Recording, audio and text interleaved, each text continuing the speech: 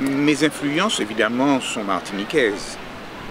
On ne peut pas vivre dans un pays où il y a un immense poète comme Aimé Césaire sans être influencé par Aimé Césaire. D'autant que ce n'est pas seulement la poésie, mais c'est aussi les conférences. Comme Frantz Fanon, j'allais, et comme beaucoup de jeunes Martiniquais, j'allais écouter les conférences d'Aimé Césaire, les conférences politiques, qui étaient évidemment des conférences littéraires en même temps. Parce qu'avec Césaire, finalement, il y a toujours le sens littéraire qui apparaît dans la parole. Et puis, bien entendu, d'autres Martiniquais. Je pense en particulier à Frantz Fanon, mais également à Joseph Zobel, qui sont d'immenses écrivains, même si, évidemment, les thématiques sont différentes, mais ils vous nourrissent, ils vous nourrissent. Ça, c'est la nourriture un peu, si vous voulez, on va dire, jusqu'à l'adolescence. Et puis après, bien entendu, il y a eu d'autres personnes. Je pense à quelqu'un comme Jean-Paul Sartre, sur le plan de la philosophie. Je pense évidemment aussi à Merleau-Ponty, à partir du moment où on commence à arriver aux œuvres philosophiques. Donc ce sont ces gens-là, si vous voulez, qui m'ont quelque peu influencé. Et puis pour beaucoup, en ce qui concerne la littérature, pour beaucoup, la littérature latino-américaine. Immense Alejo Carpentier, immense Garcia Marquez, immense aussi les écrivains mexicains. Et là, il faut dire qu'on est nourri presque par ces gens-là, avec à la fois, si vous voulez, une nature qui est décrite et qui ressemble énormément à la nôtre. Hein. Je pense au partage des eaux, par exemple, chez Alejo Carpentier. Mais également, on est nourri par cette espèce d'approche de l'homme. Je vais employer un grand mot, mais cette phénoménalité qu'il y a dans les rapports humains. Et même les rapports humains qui sont des rapports humains agressifs. Hein. Je veux dire, par exemple, la répression, l'emprisonnement, toutes ces choses-là sont des choses qui sont décrites avec une telle sensibilité qu'on est obligatoirement marqué par tous ces immenses écrivains. Alors bien sûr, et puis ensuite on ouvre, hein, par exemple, je pense au poète chilien Neruda, hein, qui est lui aussi sur les hauteurs du Machu Picchu et qui nous emmène sur ces hauteurs à travers sa poésie.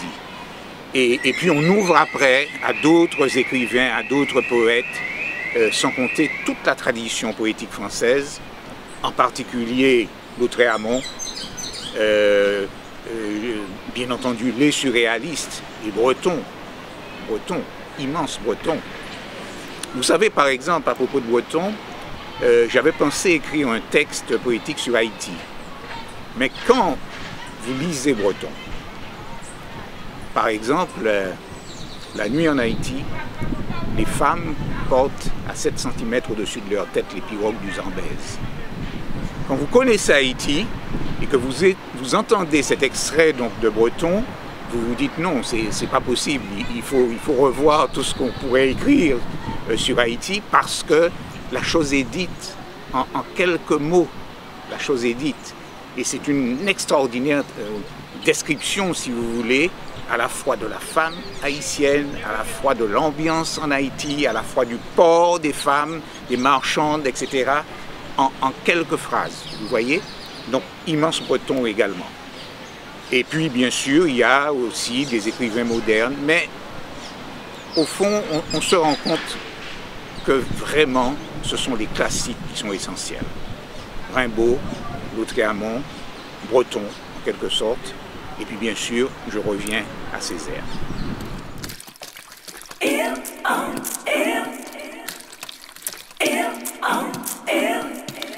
Je vis au François d'abord. Évidemment, c'est une ville de Martinique. Et dans un endroit qui s'appelle la Pointe Talémon. Et donc, comme c'est une pointe, je suis face à la mer. Et chaque fois, je dis, mes plus proches voisins sont à la fois probablement un Breton, donc en face de moi, un petit peu plus au nord, et puis un Africain, un petit peu plus au sud. Et donc, c'est une ville qui d'abord est connue, très connue, pour son histoire, et en particulier pour une très grande grève qu'il y a eu en février 1900, donc on est au tout début donc, du XXe siècle, et une grève d'ouvriers qui demande vraiment une petite augmentation et qui reçoivent du plomb. Et donc plusieurs morts, et c'est un événement considérable parce que un des, on va dire, jeunes étudiants martiniquais de l'époque, engagé dans le communisme, monsieur Linval, qui va devenir plus tard le docteur Linval, ce monsieur se rend à Moscou, il a l'honneur de rencontrer Lénine, et Lénine lui dit, quand il dit qu'il vient de la Martinique, « Ah, vous êtes du pays des ouvriers du François ». Et donc, voilà une des marques donc, de cette ville du François, parce qu'il y a eu une très grande usine à sucre et donc beaucoup d'ouvriers. Et évidemment, avec la crise un peu plus tard, la crise de la fin des années 50, l'usine a fermé, comme beaucoup d'usines d'ailleurs à sucre à la Martinique. Et donc c'est la première chose à laquelle je pense quand je pense au François, globalement. Ensuite, c'est une ville très conviviale, avec des pêcheurs, des agriculteurs, des paysans, je préfère dire des paysans, avec un marché fort animé. Et je vais très souvent faire mon marché au marché du François. Et c'est toujours un plaisir pour moi. D'abord parce que je suis interpellé. Alors quelquefois c'est monsieur l'écrivain. Et puis quelquefois c'est plus sympathique, encore plus enjoué. Et c'est un vrai plaisir. Donc au fond vous voyez, ça n'a rien à voir avec les supermarchés. C'est un plaisir de rencontrer ces gens-là qui sont simples et qui sont très souvent généreux. Très souvent généreux. Qui peuvent vous donner, alors qu'ils vivent de leur production, ils peuvent vous offrir un certain nombre de choses. Et puis la troisième chose que je dirais à propos de ce lieu où je vis, c'est l'immense importance de la mer. Le François, c'est 8 îlets. Je suis en face, ma maison donne en face de ces îlets. Et ces îlets, je les appelle les sentinelles de la terre. J'ai d'ailleurs écrit un texte là-dessus, que j'ai intitulé « Sentinelles de la Terre ». D'abord parce que ils nous parlent, ces îlets. Ils nous disent par exemple quel est l'état de la mer. Et puis il y a ce qu'on appelle ici des cailles, c'est-à-dire des récifs affleurants. Et toute la mer du François est constellée de ces récifs. Et c'est un véritable plaisir. Alors là, on franchit un pas. Quand on va en pleine mer, là, protégé par les récifs, vous avez des fonds blancs, donc vous pouvez très bien être en pleine mer et être debout, avoir pied. Et quand vous allez voir ce qui se passe sous la mer, c'est véritablement un ballet prestigieux de poissons, de poulpes, de langoustes. C'est absolument magnifique. Et donc je suis très attaché, si vous voulez, à cette ville pour tout cela. C'est vraiment un véritable plaisir de vivre là, surtout si on sait écouter, entendre le rythme de la nature.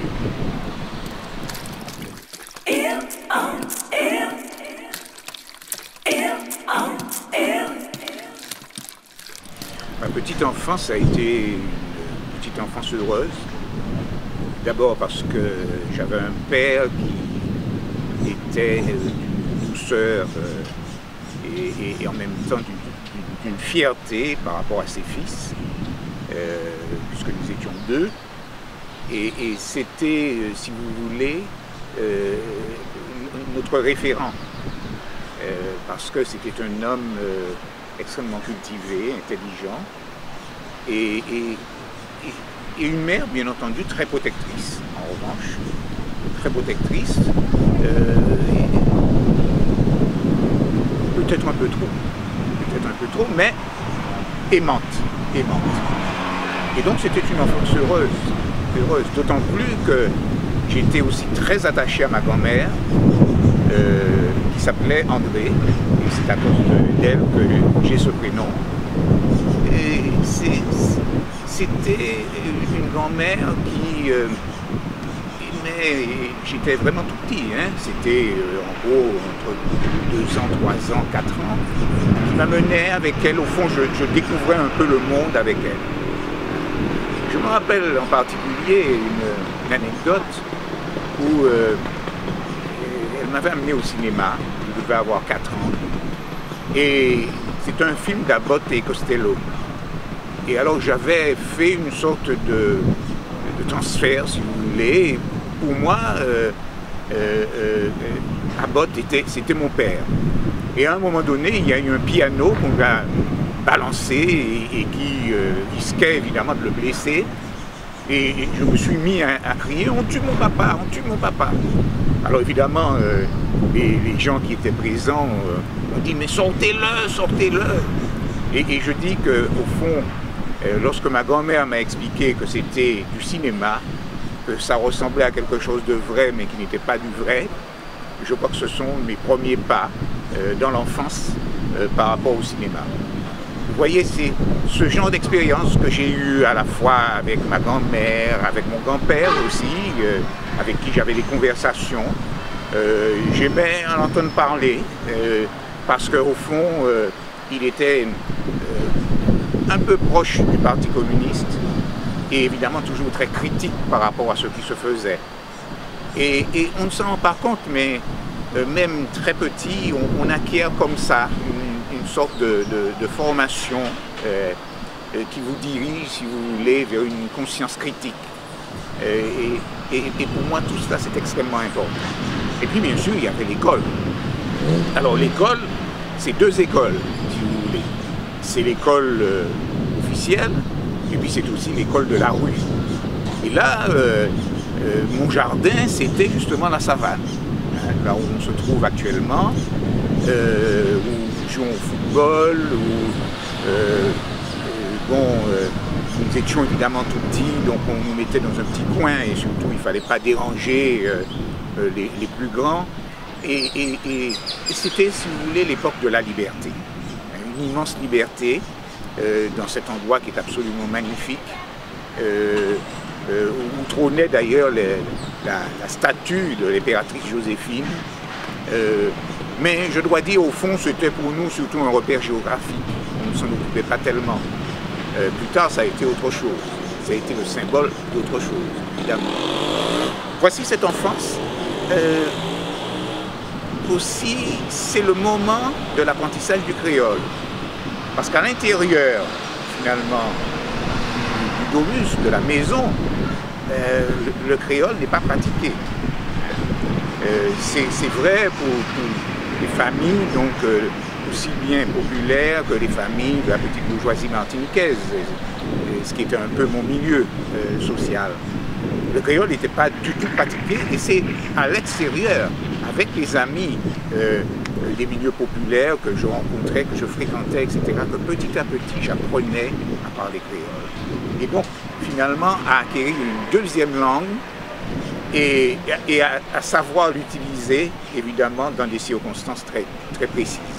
Et c'est une chose qui s'acquiert finalement dès l'enfance.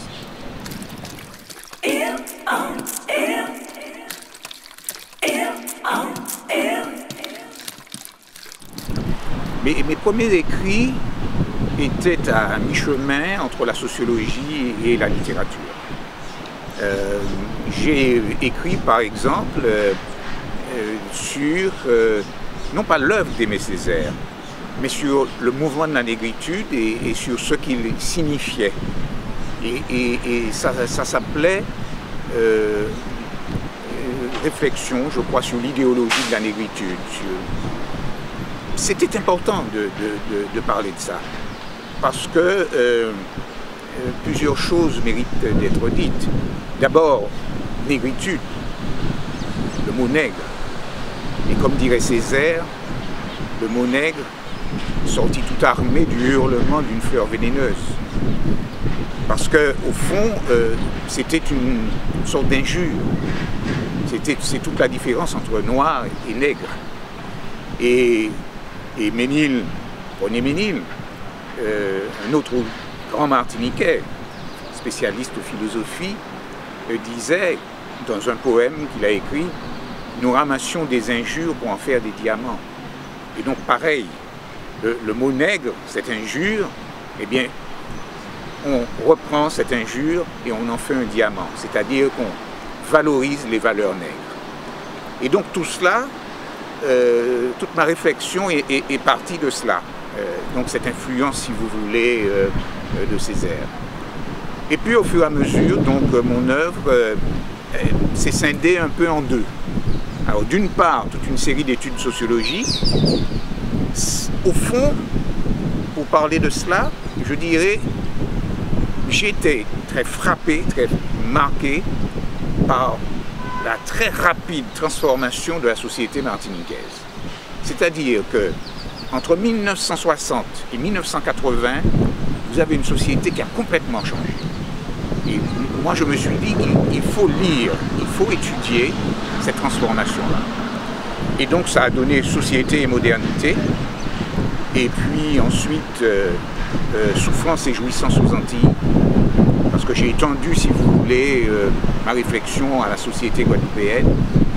Et j'ai lu Guadeloupe et Martinique comme des sociétés à la fois de jouissance, parfois d'une jouissance douloureuse. Je pense en particulier à la jouissance liée à la drogue, mais également à une souffrance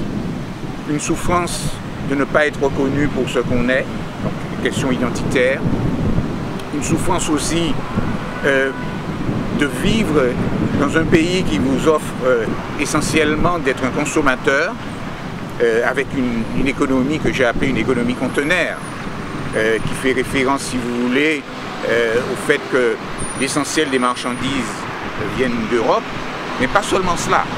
L'économie conteneur, pour moi, si vous voulez, ça renvoie aussi à ce qu'on a appelé en Polynésie le mythe du cargo.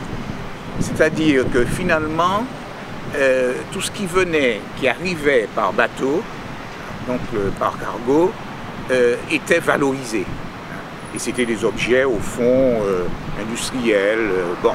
Mais ça venait, c'était prestigieux parce que ça venait d'Europe ou des États-Unis.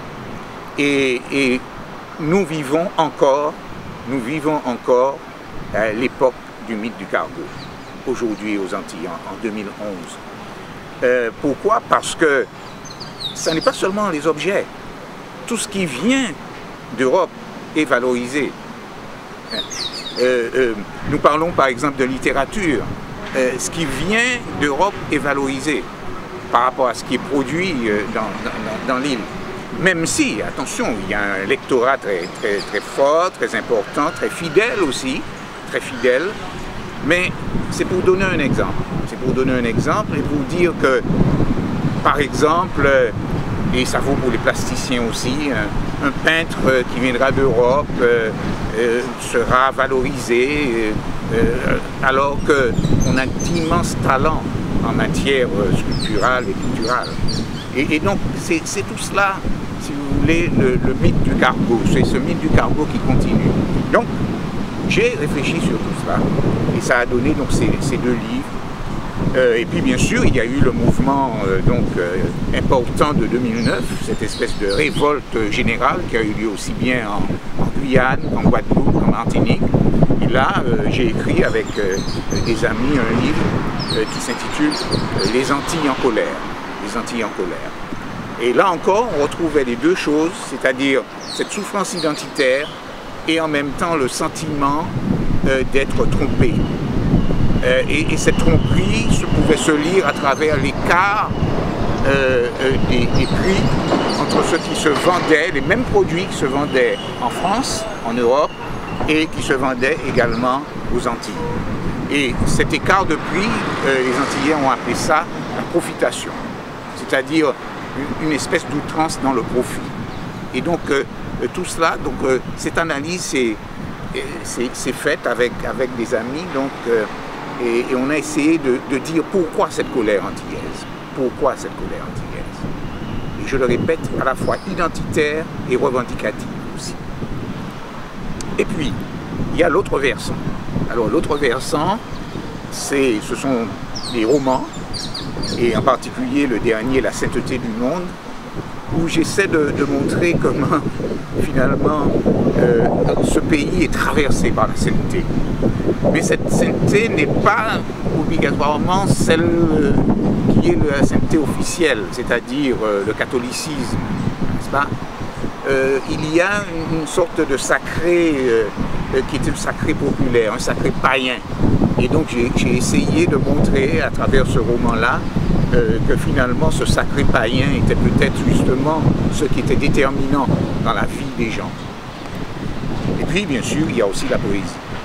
Et la poésie, là je suis plus patient, plus exigeant aussi, parce que c'est certainement l'art le plus prestigieux, mais en même temps le genre qui exige davantage, qui exige énormément de soi. Et donc, ce sont essentiellement des textes qui ont paru dans des revues et qui sont voués donc un jour à apparaître dans un recueil poétique lorsque je vais considérer le moment venu, en tout cas. Donc en fait, sur la poésie, c'est toute une maturité qui se fait, toute une maturité. Et puis alors, il y a des textes qui sont hybrides, des textes qui sont à la fois poétiques et en même temps des textes qui sont des essais poétiques. Par exemple, c'est le cas de Conversation avec ceux de Tropique. Alors, Tropique, c'est la revue qui a été créée par Aimé Césaire, Suzanne Césaire et René Ménil dans les années 40 et qui était une revue absolument extraordinaire. C'est une revue d'ailleurs où les Martiniquais, à travers laquelle les Martiniquais découvraient Breton, découvraient Lautréamont, mais découvraient aussi la Caraïbe, toute la mythologie de la Caraïbe, toute la poésie de la Caraïbe, tous les contes cubains par exemple. Et donc c'était une revue d'un très très haut niveau, avec une extrême exigence, et il m'a semblé nécessaire de saluer vraiment cette revue-là. Donc ça s'est appelé Conversation avec ceux de Tropique, c'est-à-dire une conversation que j'avais avec eux, et pour leur dire tout le mérite qu'ils avaient eu à ouvrir des chemins. Et quand j'ai rencontré Aimé Césaire et que je lui ai présenté donc ce livre, il m'a dit oui, c'est vrai, les chemins ont été ouverts, mais André, c'est à toi aussi de continuer ce chemin. Et donc, au fond, aujourd'hui, cette réflexion, c'est comment poser les pierres de ce chemin commencé. Et évidemment, c'est une immense responsabilité et qui en même temps suppose une immense exigence par rapport à l'écriture. Et donc, c'est là où je me retrouve aujourd'hui, avec évidemment un dernier livre qui a été écrit et qui relève un peu des deux genres, mais c'est surtout un essai pour saluer aussi un immense Martiniquais. C'est le livre qui s'intitule Frantz Fanon et les Antilles, parce que j'ai trouvé qu'on parlait beaucoup de Fanon, mais très peu dans sa relation aux Antilles et surtout dans ce qu'il peut amener aux Antilles, dans ce que sa pensée peut amener aux Antilles. C'est pour ça que le sous-titre de ce livre, c'est L'empreinte d'une pensée. qu'est-ce qu'il nous a laissé comme empreinte et comment lire cette empreinte. Et il me semble que cette Martinique moderne, entrée dans le 21e siècle depuis plus de 10 ans, a à lire encore Fanon.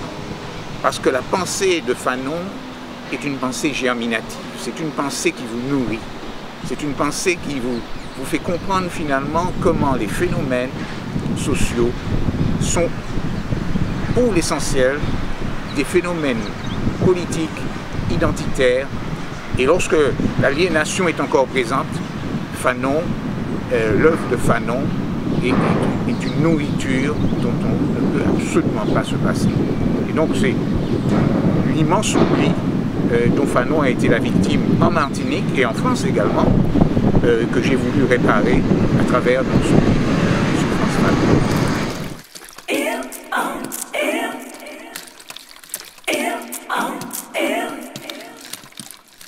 L'insularité, c'est une dialectique.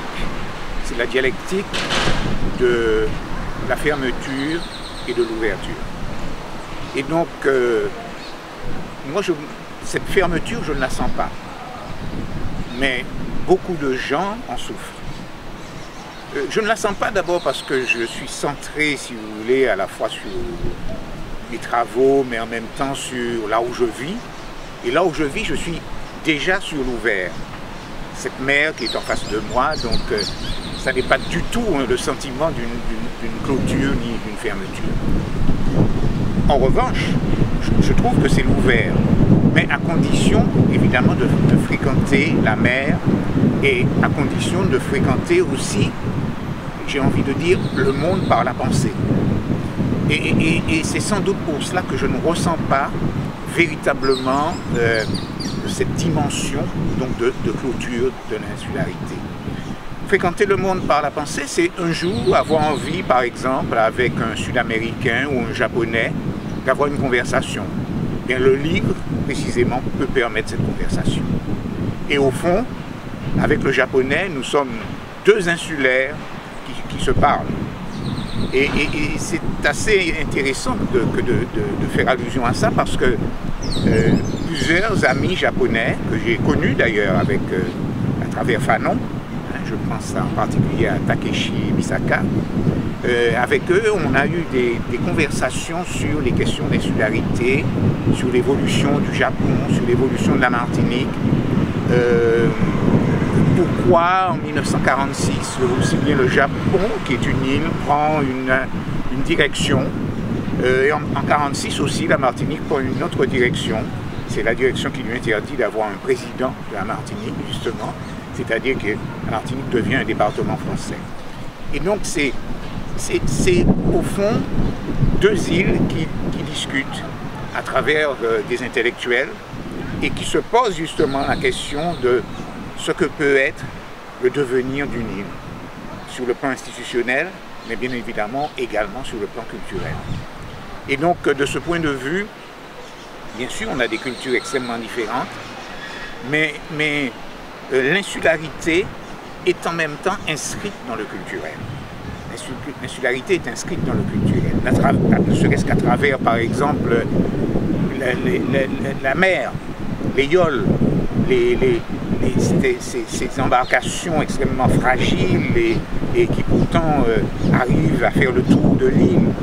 Et là, on revient justement à la Caraïbe, on revient à l'île, on revient à l'archipel, parce que les premiers à nous avoir initiés justement à cet art de la navigation ont été les Amérindiens.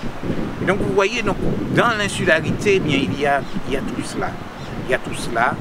Il y a notre proximité également, qui est en même temps une proximité, j'ai envie de dire, à distance. Nous nous hélons d'île en île. Nous n'avons pas la possibilité de prendre notre voiture et d'aller par exemple voir un ami en Haïti ou un ami à Trinidad, mais en même temps, nous savons que nous sommes là et que finalement, en quelque part, notre destin est commun.